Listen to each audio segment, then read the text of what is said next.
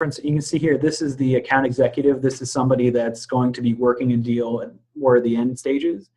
So in this case, we are focusing on like the total amount of calls, not just outbound calls. So we're looking at inbound calls, outbound calls as well. But it's, again, heavily weighted to calls because of the value of speaking to a client rather than just simply sending out an email. Partially because of the way that we have our marketing platform set up, we actually use a tool, Conversica. I'm not sure if you're familiar, but they do automated follow-up.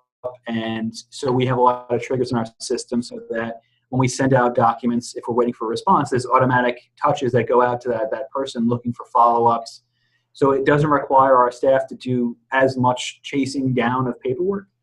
And it uses a lot of AI tools to communicate with the clients and get the data that we need back.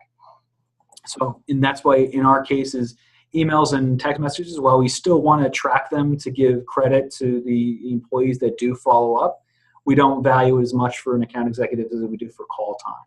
And right. Switch over to, let's say we had talked about the outbound RDEs.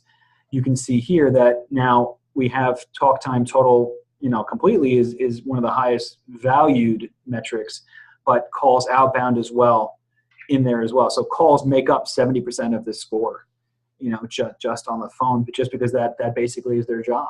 And apps out to us, it's an activity because it's what they did during that day.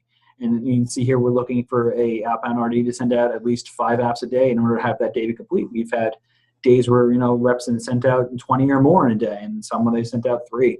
But it's important to get, a feel for what you'd expect an actual rep to get. And again, that comes down to we talk about that conversion ratio as well, to keep that up as well.